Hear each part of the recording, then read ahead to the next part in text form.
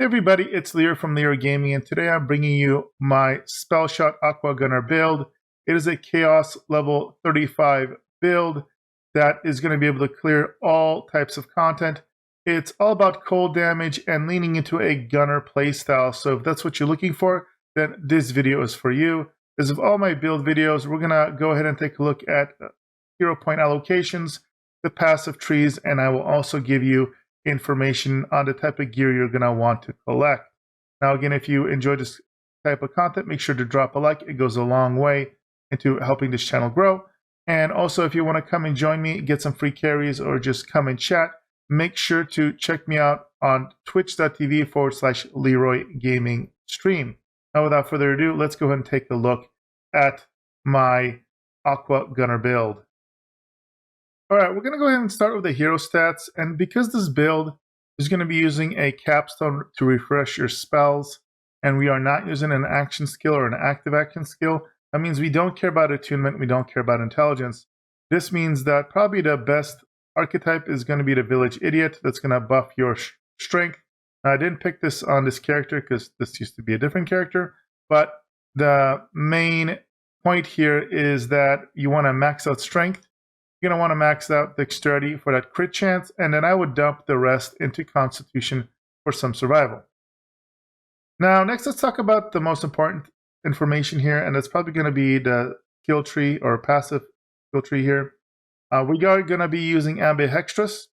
Now, as far as our points, we're going to put 5 out of 5 into Spell Sniper to get that 60% spell crit hit chance.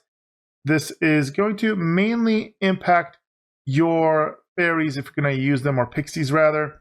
They do count as spell, they scale with spell damage and spell crit, etc.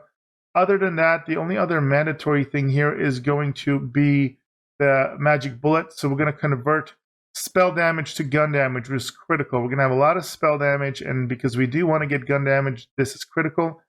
Now, if you get armor kind of similar to the one I got, you are going to probably be getting some prestidigitation, but that's from the actual armor itself. I don't have any points in here, naturally, because we do not need to have any refresh on action or spell cooldowns. We don't need anything in Fata Mana. We definitely do not want mage armor. We're going to want to be playing with our ward basically at 0 at all times, and you'll see that when we talk about the gear. Now, we're going to put 5 out of 5 into just warming up. This is going to get our fire rate up, and this is important. The more shots we shoot, the more chances at crits, which is a critical part of this gameplay. We do want glass cannon. Again, this is going to make it so we don't regenerate ward, which is great because, again, we want our ward depleted, and it's going to give us another 30% spell power. Next, we're going to get imbued weapons. So when if I make her cast a spell, the guns deal bonus damage to that spell's element for a duration. This is helpful because we're going to, again, be spamming our spells constantly, so it's going to be extra damage, which is nice. The big thing about this build is making sure that we get 2 out of 1 on high thread count. This is going to give us a total of 6 extra spell weaving stacks instead of 3. So our cap will be 11, and spell weaving is going to be the main thing for getting our spell power up. So as you can see here, whenever you cast a spell or reload, and you're going to be reloading a lot, and also casting spells a lot, is going to increase your spell damage by 10% per stack. Again, we're going to have a total of 11 stacks, so that's going to be a lot more spell power. Now, this notice, it says spell damage is 10% per stack, but this is baseline. Your gear is going to increase this dramatically, so you can get 60 or even 70+% spell damage per stack. So we're talking about 7, maybe even upwards of 800 spell damage percentages. And 45% of that is going to go to gun damage. That's where we're getting most of our gun damage. So that's going to be critical. We're going to put in 1 slot, 1 kill. You gain increased gun damage per stack with spell weaving. Again, we have 11 stacks, 4 per stack. So it's another 44% gun damage, which is nice. Now, this one's a little wonky the way it works. This says whenever the Fate Maker scores a critical hit with a spell, they deal bonus gun damage on the gun's element. Now, we use the Buffmeister, so I'm not sure how that fully calculates or works. Buffmeister has a 100% crit chance, so I put this in here because I think it does work but I'm not 100% about how this calculates. If anybody knows specifically how this could work with Buffmeister, do let me know in the comments. I know of other direct hit spells that just going to do extra damage based on the damage of the spell and the element of your weapon. So here it says the current bonus gun damage is 21% of the damage dealt. And then your final capstone, sever the thread. This is critical. Your grunt critical hits have a chance to instantly reset all spell cooldowns.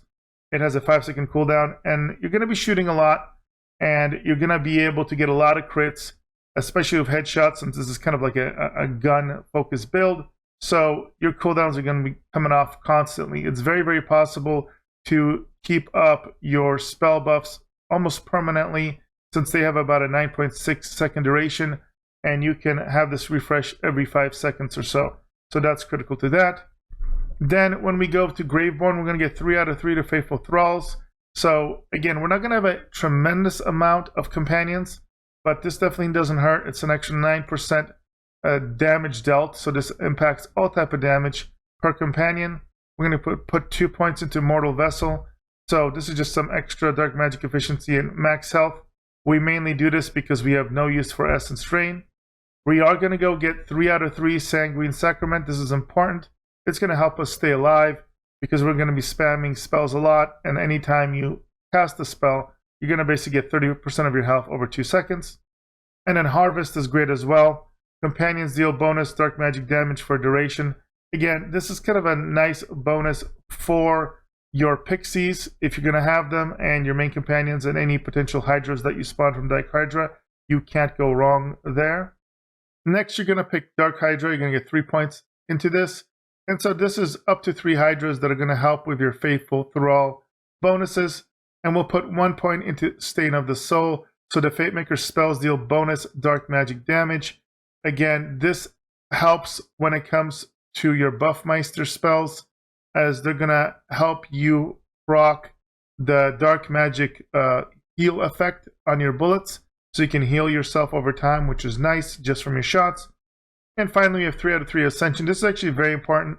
It's going to increase your max health, but also increase your spell damage, which again is going to convert into gun damage. So up to 10 stacks, which is up to 60% max health, and up to 60% spell damage, which again is going to give you another between 25 and 30 or so percent gun damage. So those are all the passives that you need to know about. Now, finally, we're going to talk about gear, and I'll have everything kind of up on the screen if you want to get a snapshot. These are just example high-end pieces of loot that you can gather. You may not get the same quality. You may get like a chaotic version or a volatile version, for example, or base version, and that's fine. Obviously, the better the gear you're going to get over time, the better your performance. But the main thing you want here is the general theme of the weapons. So when it comes to weapons, my primary weapon is going to be a pistol that does summon pixies when you throw it with cold damage. The direct damage you're going to be doing with this type of gun, and it's going to be a farrier type, is going to be the main focus. But the fairies, because they're so deadly, they're going to help you indirectly fly around. They're really good at picking up off enemies. They're kind of flying around or out of sight. So they're just going to help your kill speed tremendously. If you don't have a pixie gun, that's fine as well. The main thing is you want to get a nice weapon that has a high rate of fire, that does cold damage for this build. And the enchant that you want on it is going to be on spellcast, increased frost damage. All of our buffs, for the most part, are going to be on spellcast. And even though they only last 5 seconds, because of the fact that we're casting spells so often, these buffs are going to be up almost permanently.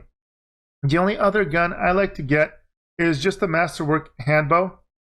The main benefit of this one is that it has 1 magazine size.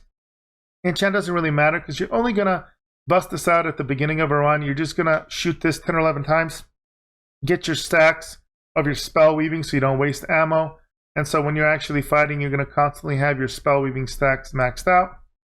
So those are kind of the only guns you need. Anything else is optional. Now, when it comes to guns, you basically want a legendary ring that has 2 criteria. Number 1, you want the highest possible gun damage. So obviously that only scales with whether the ring is normal, chaotic, volatile, or primordial.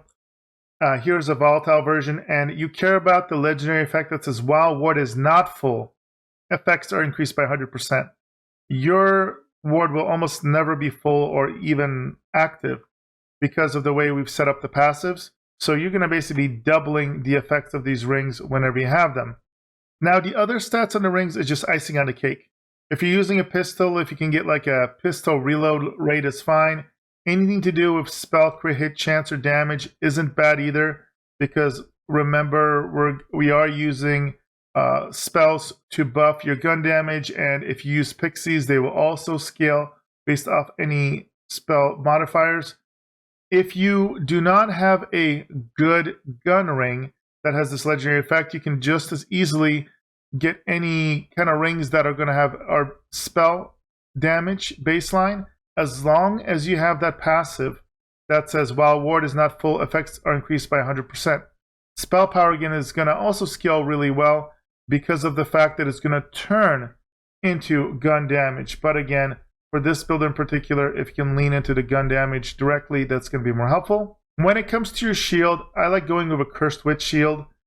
I like to roll the effect, the additional effect that has plus 10% maximum health, because again, we're not going to be using any of the warding. It does not matter if this item is irregular, chaotic, volatile, etc., because we don't care about the capacity, recharge delay, anything like that. Our Cursed Wits are going to be basically burned out the entire time. And so the key here is while the ward is depleted, which again we're going to have most of the time, you gain 17% damage reduction and 100% increased damage dealt to nearby enemies. Because you're going to be running and gunning or standing and gunning, there's going to be enemies that are going to get within range, and you're going to get this 100% effect almost all the time, except for when you're kind of sniping enemies at a range. Now, as far as enchants, I do like this enchant when health is below 50%, regenerates 5% max health per second, and gains 30% damage dealt. This is a bit of a fail-safe, helping you regen up. And when you do dip below 50% health, you're going to get extra damage boost. So this is not a bad one to have. This is also something I choose because there just aren't that many good on-spell cast enchants. So this is a good one to go with. Now your neck piece, there are a various amount of neck pieces that you can get out there that can be pretty decent. The big thing here is I like getting a neck piece that has frost damage and Spellshot power. Spellshot power is going to directly impact how much damage you do from your spell weaving stacks, or how much your spell power gets increased by spell weaving stacks rather. And frost damage modifier is important because you're going to be doing frost damage with your weapons and your pixies. And then if you can get all damage dealt, that's awesome. But again, those elements, it's RNG, it's a little harder to guarantee, but anything offensive, anything gun related is going to be great. And then that legendary passive, this is up to you. The one I have here is when companions deal damage, it increases companion damage. This is not necessarily optimal for this build, but I happen to have this neck piece and it's really, really good. It does help with the pixies. If you're not using pixies, you're going to get less mileage out of this, but you can basically get any legendary passive. What I really recommend here is to just make sure you get frost damage and Spellshot power. That's the key. That's going to add a tremendous amount of damage to your gun gameplay here. All right, now let's talk about the armor. And when it comes to the armor, there's just one requirement that you really, really need to get. And that's an armor that has +1 to high spell thread count. Because if we go again and look in our skill tree, what this does is it gives us an extra 3 maximal stacks of spell weaving stacks. So this has a dramatic impact on how much spell power you're going to stack, and in turn, how much weapon damage we're going to get. It's very common to see legendaries that will have +1 to this, and either +3 or +4 to prestidigitation. The Spellshot power on here is good. His Spore Warden power is not going to help out at all because we're not going Spore Warden. Now, as far as the legendary passives, you can get whatever you get when you're starting out. There's a variety of options that can help out. There are some that can potentially convert your pixie damage to a certain type. Those are pretty decent. This one right here is not bad if you can learn to stop. While standing still, gain 50% increased crit hit chance, dark magic efficiency, and when here it says fire damage, this can actually roll with any kind of damage. So this is the one I was using for the video, but the fire damage is wasted. We don't use fire damage. However, if you were to roll one with cold damage, that would be actually quite good and would bump up your damage as well. As far as other stats, you'll notice here I rolled with 35.1% gun damage. That's great. Anything with gun damage is fine. Anything with spell critical chance or spell damage is fine as well. Reload speed or fire rate is good. And then all damage done is also amazing. Again, RNG is going to be the big dictator here. But to get started, the thing that's going to give you the biggest power boost right off the bat is just getting one with the +1 to the high thread count. So that's what you're looking to get started with this build. And then when it comes to spells, they're both going to be Buffmeisters. Now, the big thing here is I like to get one that's going to be cold based. This is a volatile one. We want that high damage on it because, again, it's going to increase the base damage of your bullets. This is key because then after that, all the multipliers are going to apply. So even though this increases your damage by 219, it actually increases a tremendously much larger amount of damage per bullet here. And then as far as an enchant goes, one of them you're going to want to have on spellcast increases gun damage by 30% for 10 seconds. Again, this is going to be getting refreshed constantly. And the other one I like to get is one that has dark damage, because this is going to, even though we have an ice-based weapon, add dark damage to your weapon, which means you're going to be proccing the restoration of health. So this is part of that life leech per second buff. And as far as your enchant goes, you're going to want on spellcast increased damage dealt by 15%. So this is all damage. For those of you that don't know, you cannot have the same exact enchants on different items. It will not stack, so this is why we need to diversify.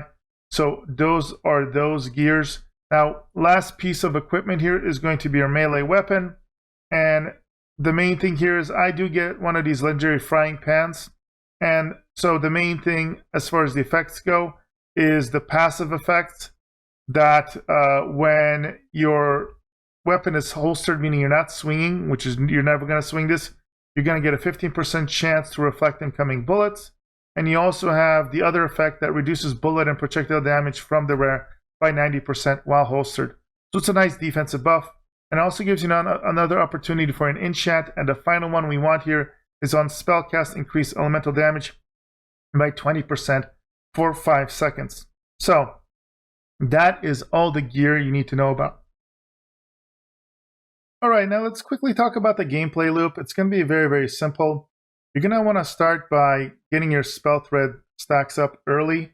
You can easily do that by swapping over to your Masterwork handbow.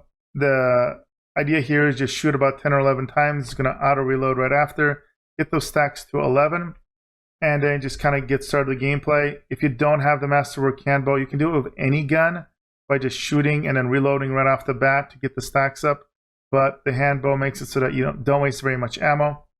And then when you run towards some enemies, you're going to want to start by casting your first Buffmeister.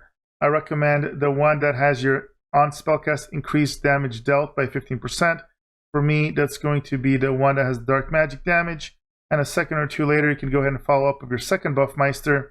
And that's the one that has the on spellcast increased gun damage by 30% for 10 seconds. And then just start shooting things in the face.